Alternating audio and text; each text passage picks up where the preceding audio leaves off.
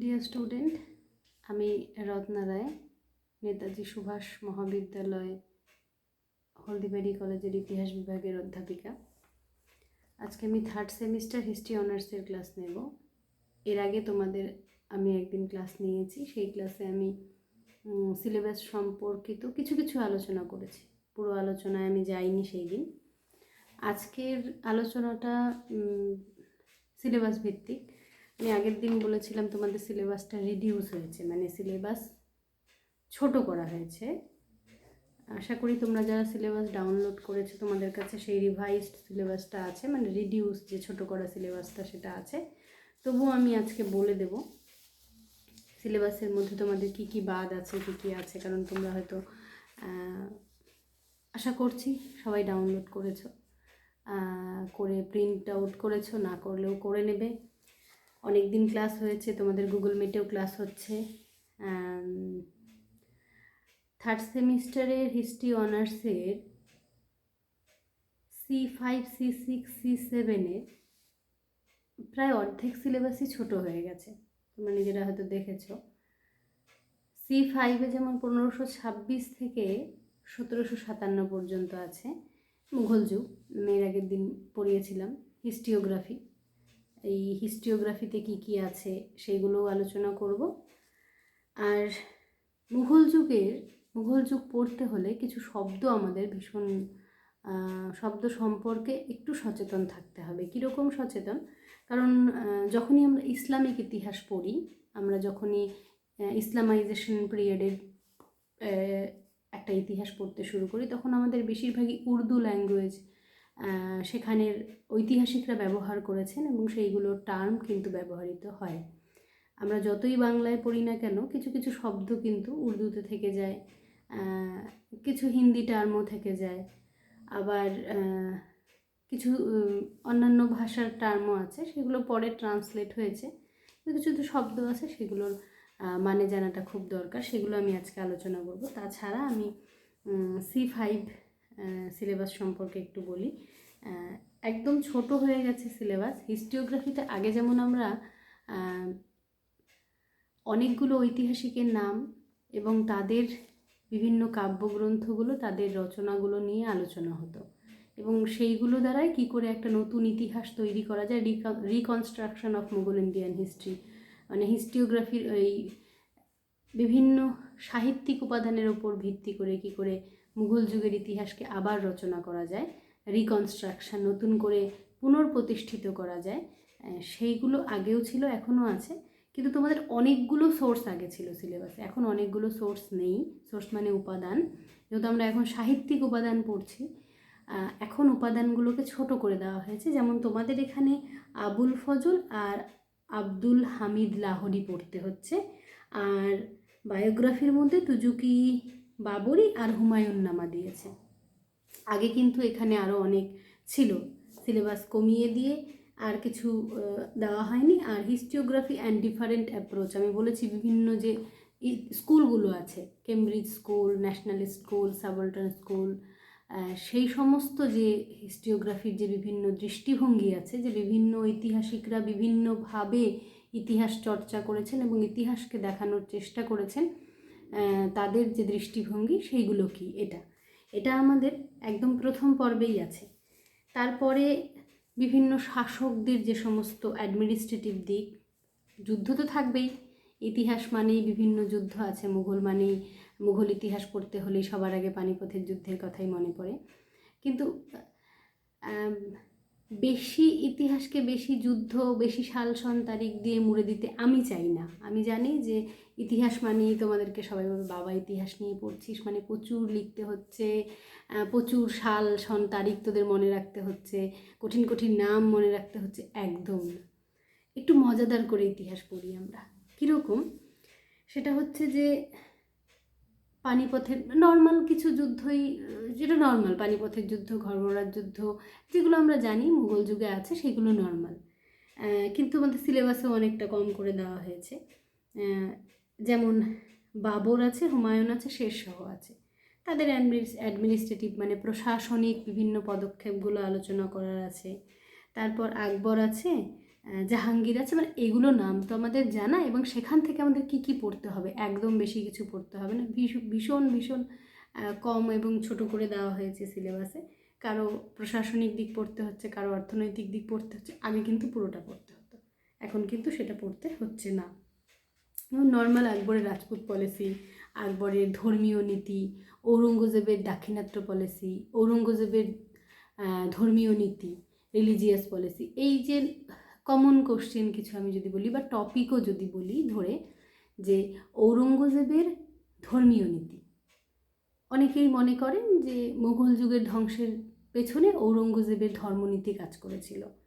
আবার ঔরঙ্গজেবের দাক্ষিণাত্য নীতিকেও মুঘল সাম্রাজ্যের ধ্বংসের কারণ ভাবা হয়। এই দুটো ঔরঙ্গজেব থেকে।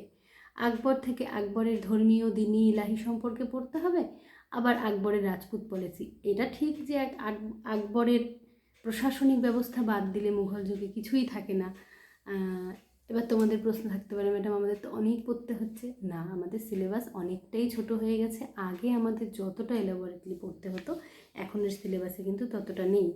অ্যাডমিনিস্ট্রেটিভ রিফর্মস বলতে কিছু কিছু পদক্ষেপ নেওয়া হয়েছিল মুঘল যুগে, যেমন মনসবদারি ব্যবস্থা, জায়গিরদারি ব্যবস্থা, জমিনদারি ব্যবস্থা, এগুলো কি, এগুলো সম্পর্কে পড়তে হবে। আগে কিন্তু অনেক বেশি পড়তে হতো, ট্যাক্সেশন পলিসি পড়তে হতো, ফরেস্ট পলিসি পড়তে হতো, এখন কিন্তু সেইগুলো নেই। তারপরেই আছে সেন্ট্রাল এশিয়ান পলিসি, দাক্ষিণাত্য যে নীতি সেটা সেন্ট্রাল এশিয়ান পলিসি শের সাহেব, আর ডেকান পলিসি আছে ঔরঙ্গজেবের। এগুলো আলাদা আলাদাভাবে পড়া আছে। তারপর সোশিও ইকোনমিক কন্ডিশন কেমন ছিল মুঘল যুগের পার্টিস অ্যান্ড পলিটিক্স কেমন ছিল, বেশিরভাগই জিনিসকে বাদ দিয়ে ছোট করে দেওয়া হয়েছে সিলেবাস। আমি যদি C6-এর কথা বলি, C6-এও কিন্তু মুঘল যুগের সোসাইটি অ্যান্ড সোসাইটির স্ট্রাকচার কেমন ছিল সেটা আলোচনা করা আছে। Society, economy, culture, regional development, এগুলোর জায়গা C6-এ আছে। C6-এও মুঘল যুগ পড়তে হবে, কিন্তু সেখানে তোমাদের প্রশাসনিক পদক্ষেপ পড়তে হবে না, মানে প্রশাসনিকভাবে যে সমস্ত সম্রাটদের কী পদক্ষেপ ছিল সেটা নয়। C6-এ তোমাদের যে জিনিসটার উপর গুরুত্ব দিতে হবে, ইকোনমি পলিসি, মানে বিভিন্ন মুঘল শাসকদের ইকোনমিক কী পলিসি ছিল, তাদের অর্থনৈতিকভাবে তারা কী পদক্ষেপ নিয়েছিলেন, তাদের ব্যবসা বাণিজ্য কেমন ছিল, কালচার, মুঘল যুগের সংস্কৃতি কেমন ছিল, মুঘল যুগের রিজিওনাল ডেভেলপমেন্ট, মানে আঞ্চলিক যে বিকাশগুলো হয়েছিল সেইগুলো কিভাবে হয়েছিল, কি পদ্ধতির মাধ্যমে তারা আঞ্চলিক বিকাশ করেছিলেন, সমাজ ব্যবস্থা কেমন ছিল মুঘল যুগে, এইগুলো C6-এ গুরুত্বপূর্ণ। যেমন ভক্তিবাদী আন্দোলন কিন্তু তোমাদের আগেও পড়েছো তোমরা, সেকেন্ড সেমিস্টারে তোমরা ভক্তিবাদী আন্দোলন পড়েছো, এইখানে কিন্তু আবার থার্ড সেমিস্টারে ভক্তি আছে। মুঘল যুগেও কিন্তু ভক্তিবাদের একটা বড় প্রভাব দেখা গেছে, তাই ভক্তিবাদ সুফিবাদের পোর্শন কিন্তু তোমাদের এই যখন তোমরা C6 পড়বে সেই জায়গায় কিন্তু ভক্তিবাদ সুফিবাদগুলো আছে।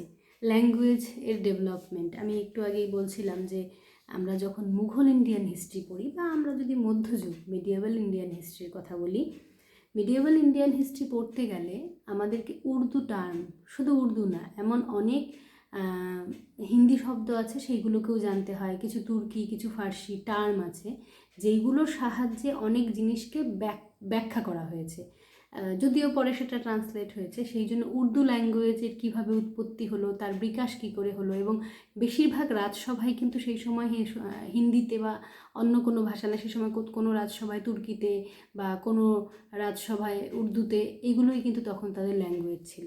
তো সেই উর্দু ল্যাঙ্গুয়েজ সম্পর্কেও তোমাদের পড়তে হবে।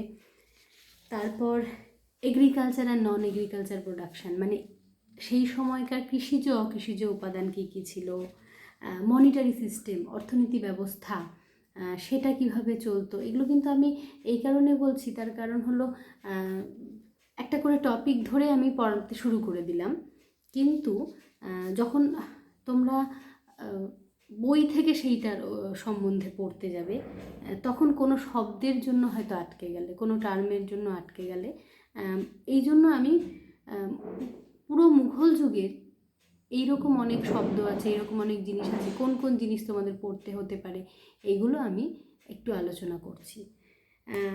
আবারও বলছি, আমরা যদি ভুলে যাই, আমরা C6 C7 সিলেবাসের কথা ভুলে যাই, আমি রত্না ম্যাডাম আমি তোমাদের মুঘল যুগ সম্পর্কে বলছি। কি বলছি?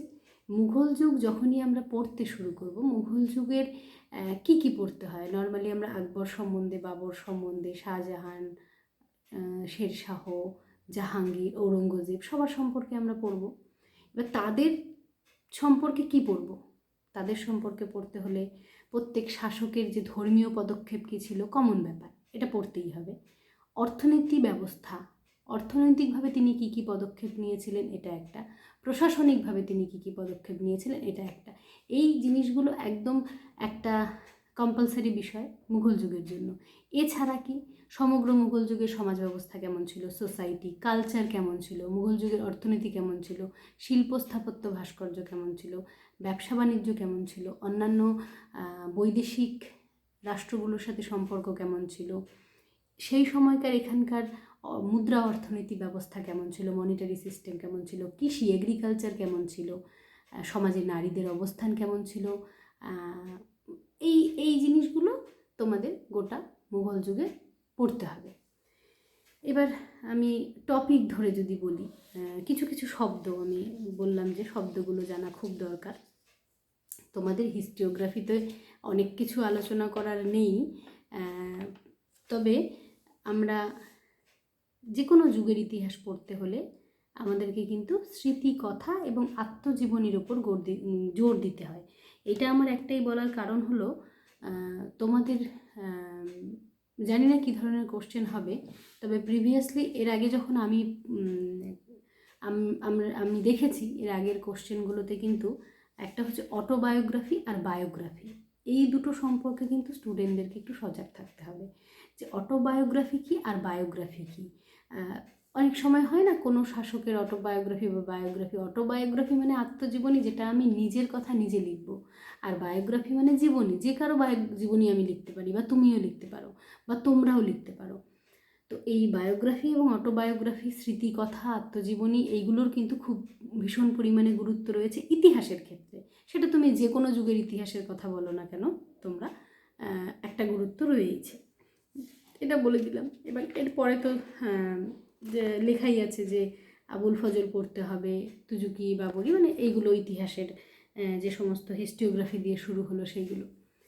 এবার আমি যদি টার্মগুলো বলি, যেমন পাট্টা কবুলিয়ত, শুরুতেই এই শব্দটা ব্যবহার করলাম, তোমাদের অনেকের জানা অনেকের জানা না, কিন্তু আমার মনে হয় যে এইগুলো সম্পর্কে তোমাদের একটু জানতে হবে। পাট্টা কবুলিয়ত হলো আরেকটা জিনিস, সেটা হচ্ছে মুঘল যুগের অধিকাংশ জিনিসই কিন্তু জমি কেন্দ্রিক, মানে জমিকে বেস করে, ট্যাক্সকে বেস করে, রাজস্বকে বেস করে সব জিনিসের নাম হয়েছে, এবং বেশিরভাগ অর্থনীতি কিন্তু এই রাজস্ব ব্যবস্থার ওপর বা জমি ব্যবস্থার ওপর, কৃষি অর্থনীতির ওপর নির্ভর করত। পাট্টা কবুলিয়ত শেরশাহের সময় প্রচলিত, সবাই জানে। জমির একটা অংশকে পাট্টা বলা হয়, এখনও আমরা জানি, অনেকে জানে না অনেকে জানি যে জমির একটা অংশকে আমরা পাট্টা বলি। এই পাট্টাটা যখন নিয়ে নেওয়া হয় এবং এই নিয়ে যখন স্বীকার করা হয়, আমি এটা নিয়ে নিলাম এবং সেটা কবুল করে একটা পত্রে লেখা হলো, স্বীকার করা হলো, স্বীকারোক্তি, সেটা কবুলিয়ত। আমি এর বেশি ব্যাখ্যায় যাব না, তার কারণ যারা ক্লাস নিচ্ছে তারা এগুলো আরও ডিটেলসে আলোচনা করবে, যেহেতু আমাদের ইউনিট ভাগ করা আছে। আমি এই শব্দগুলো এই কারণে তোমাদের বলে নিচ্ছি, তোমাদের যেন কোনোভাবে মুঘল যুগ পড়তে অসুবিধে না হয়। জরিবানা এবং মহাসিলানা, এটাও কিন্তু ওই একই, রাজস্ব কালেক্ট করা, রাজস্ব ট্যাক্স কালেক্ট করা, তার সাথে রিলেটেড। 12 ভূঁইয়া, এই আকবরের রাজত্বকালে 12 জন মুসলিম শাসক ছিলেন, তাদেরকে একসাথে 12 ভূঁইয়া বলা হতো। নবরত্ন, আকবরের রাজসভায় 9 জন যে রত্ন ছিলেন তাদের নবরত্ন বলা হতো। মনসবদারি বা মনসবদার, জায়গিরদারি বা জায়গিরদার। মনসবদারি শব্দ সম্পর্কে বলবো না, কারণ এটা আমার ভীষণ পছন্দের একটা টপিক এবং আমি খুব সুন্দর করে এবং অনেকটা সময় নিয়ে এটা আমি পড়াতে চাই। আমি পড়াবো তোমাদের মনসবদারি ব্যবস্থা। জায়গিরদারি ব্যবস্থাও তাই, তবুও বলে দিচ্ছি, জায়গির শব্দটা কিন্তু সম্পত্তি থেকে এসছে, মানে জাগির। হিন্দি সিনেমা দেখলে অনেকেই দেখবে সেখানে কিন্তু বলে জাগির। আমি তোমাদের এটা বলেছিলাম যতদূর আমার মনে হয়, এর আগে তোমাদের সেকেন্ড সেমিস্টারের ক্লাসে আমি এগুলো নিয়ে আলোচনা করছিলাম। জায়গির থেকে বা জাগির থেকে, এই সম্পত্তি থেকে কথাটা এসছে। ক্রোড়ি, দাগ বা হুলিয়া, দাগ হুলিয়া মনসবদারির সাথে রিলেটেড। মনসবদারদের মধ্যেই দাগ এবং হুলিয়া ব্যবস্থা ছিল। হুলিয়াকে আবার অনেক সময় চেহারাও কোথাও বলা হয়। দাগ মানে হচ্ছে যখন একটা নির্দিষ্ট মনসবদারির আন্ডারে যে ঘোড়াগুলো থাকতো সেই ঘোড়ার পিঠে দাগ দিয়ে দেওয়া হতো। আর হুলিয়া মানে যেই সৈন্যগুলো থাকতো তাদের চেহারার একটা লিপিবদ্ধ করে। এটা আমি যখন পড়াবো মনসবদারি বলে দেবো। জাট ও সাওয়ার, এটাও মনসবদারির সাথে রিলেটেড। তারপর জাপ্তি প্রথা, এটা হলো একটা রাজস্ব ব্যবস্থা, জাপ্তি ব্যবস্থা, যে টোডরমল এই জাপ্তি ব্যবস্থা প্রবর্তন করেছিলেন, আকবরের ভূমি রাজস্ব মন্ত্রী। গালাবাক্স এবং বাটাই, এটাও ঠিক জমির সাথে রিলেটেড। তারপর নাস্ক, মহাজারনামা। মহাজারনামা ছিল একটা অভ্রান্ত ঘোষণাপত্র। এই যে শব্দগুলো কবুলিয়ত, পাট্টা, গালাবাক্স, দাগ হুলিয়া, তারপর বাটাই প্রথা, জাপ্তি ব্যবস্থা, দিন ইলাহি, সুলহি কুল, এগুলো বলার পেছনে কারণ একটাই, যে আমরা যখন মুঘল ইন্ডিয়ান হিস্ট্রি পড়ব তখন এই শব্দগুলো কিন্তু বারে বারে রিপিটেশন হবে টেক্সট বুকের মধ্যে। এইগুলো সম্পর্কে একটা পরিষ্কার স্বচ্ছ ধারণা থাকা দরকার। এবং আরেকটা জিনিস মজাদার বলি, আমরা জানি না কোশ্চেন কী প্যাটার্নের হবে, তুমিও জানো না, আমরাও জানি না, কারণ আমরা তো এখন একদম স্বাভাবিক জীবনযাপনে নেই। আমরা জানি না কবে জীবনযাপন স্বাভাবিক হবে। এই জন্য এই এই শব্দগুলো থেকে কিন্তু অনেক সময় 5-এর কোশ্চেন হয়, 1-এর কোশ্চেন হয়, আবার এখান থেকে বড় কোশ্চেনও হয়। তো একে তো কোশ্চেন, দ্বিতীয়ত টপিক। আর আমরা যখন মুঘল ইন্ডিয়ান হিস্ট্রি পড়ছি এই শব্দগুলো সম্পর্কে একটু সচেতন ধারণা থাকা খুব দরকার। ওই যে বললাম কিছু কিছু টার্ম, কিছু কিছু শব্দ, যেমন হাসিল, হাসিল হিন্দিতে আমরা বলি, এটা একটা উর্দু ল্যাঙ্গুয়েজ, কোনো কিছুকে অধিকার করে নেওয়া মানে হচ্ছে হাসিল। এই যে বাটাই, বাটাই মানে ভাগ করা আর কি, ভাগ করে নিচ্ছি সবার মধ্যে, বাটাই প্রথা। তো এই যে শব্দগুলো, এই শব্দগুলো কিন্তু পড়তে গিয়ে ব্যবহার হবে। এই জন্যই আমি এই জিনিসগুলো তোমাদের সাথে আলোচনা করলাম। C5, C6 এর বেশিরভাগ জায়গাটাই মুঘল ইন্ডিয়ান হিস্ট্রিতে এই শব্দগুলো তো আছেই। তার সাথে সাথে তোমরা যখন মনিটারি সিস্টেম পড়বে তখন দেখবে সেখানে মুদ্রারও আলাদা আলাদা নাম আছে। যেমন সোনার মুদ্রাকে স্বর্ণ, রূপার মুদ্রাকে রুপিয়া, তামার মুদ্রাকে দাম বলা হতো মুঘল যুগে। বিভিন্ন মুদ্রাকে আলাদা আলাদা নামে ডাকা হতো, মানে তাদের একটা করে নামকরণ করা হয়েছিল। মুঘল যুগে কিন্তু ব্যাংকিং সিস্টেমও ছিল। হুন্ডি প্রথা, আমি এখানে বলতে ভুলে গেছি, হুন্ডি প্রথা বলে একটা সিস্টেম ছিল, সেটা মুঘল যুগের ব্যাংকিং সিস্টেমের সাথে যুক্ত ছিল। তো এই শব্দগুলো জানা দরকার। আর নর্মালি যুদ্ধ তো তোমাদের পড়তেই হবে। আমরা যখন ইতিহাস নিয়ে পড়ছি, যুদ্ধ বিবাদ, সাল কবে হয়েছিল, কাদের মধ্যে হয়েছিল, সেগুলো তো জানবেই। কিন্তু খুব ইজিলি আমি এই শব্দগুলো বলার একটাই কারণ হলো, এগুলোর মধ্যে কোনো কঠিন কিছু নেই। এগুলো একটু 1-2টা ক্লাস আমরা নেব, বা আরও যারা নিচ্ছে 3rd সেমিস্টারের ক্লাসে, তোমরা কয়েকটা ক্লাস যদি একটু মন দিয়ে শোনো, তোমরা কিন্তু বুঝে যাবে যে শব্দগুলো আমি কেন বারবার করে বলার চেষ্টা করছি। আর হিস্টোগ্রাফি সম্পর্কে বলবো যে হিস্টোগ্রাফি সম্পর্কে খুব বেশি বিশদ আলোচনার এখন প্রয়োজন নেই, যেহেতু সিলেবাসটা কমে গেছে। কিন্তু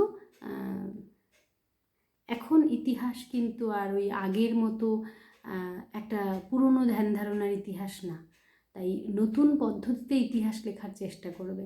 তোমরা নিজেরাও যখন নিজেদের জন্য পড়বে তখন আধুনিক চিন্তাভাবনাগুলো নতুন নতুন বইয়ের মধ্যে দেখবে যে বিভিন্ন ঐতিহাসিকদের নতুন কি চিন্তাভাবনা উঠে আসছে। যেমন আমি যদি শুধু আকবরের দিন-ই ইলাহি নিয়ে তোমাদের একটা ছোট্ট কথা বলি, সেটা হচ্ছে আকবরের দিন-ই ইলাহিকে তো নানান লোকে নানানভাবে ব্যাখ্যা করেছে। সেইখানে কিন্তু আমরা এতদিন পর্যন্ত শুধুমাত্র সেটার ভালো একটা দিকই পড়ে গেছি, কিন্তু সেটা কিন্তু অনেক রকমভাবে ব্যাখ্যা হয়েছে, সেটাও তোমাদের জানা দরকার। অনেকের মতে তো সেটা শুধুমাত্র তার এক ধর্মীয় পদক্ষেপ ছিল, ধর্ম বিস্তার করার জন্য। কিন্তু আবার যেহেতু দিন-ই ইলাহি সব ধর্মের সারমর্ম নিয়ে একটা অভ্রান্তবাদ বলা চলে, মানে কোনো ধর্মই না, সব ধর্মের সারমর্ম তার মধ্যে ছিল। তো যাই হোক, যখন ক্লাস আলোচনা আমি এর পরের ক্লাসে এগুলো বলবো। আজকের মতো এইটুকুই বলছি। এই শব্দগুলো তোমরা যে কোনো ইতিহাস বইয়ে পেয়ে যাবে।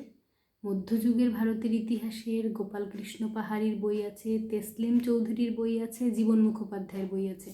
আমি আবারও বলছি, মধ্যযুগের ভারতের ইতিহাসে তোমরা 3টে রাইটারের ভালো ভালো বই পাবে। সেটা হলো তেসলিম চৌধুরীর বই, জীবন মুখোপাধ্যায়ের বই আর গোপালকৃষ্ণ পাহাড়ির বই। এছাড়া আরও অন্যান্য অনেক রাইটারের বই আছে, যেখান থেকে তোমরা মধ্যযুগের ইতিহাস সম্পর্কে পড়তে পারবে, জানতে পারবে এবং নিজেদের প্রয়োজন মতো নোট তৈরি করতে পারবে। আমি এর পরের ক্লাসে C5-এর আমার যে অংশটা, সেই অংশটা থেকে পড়ানো শুরু করব।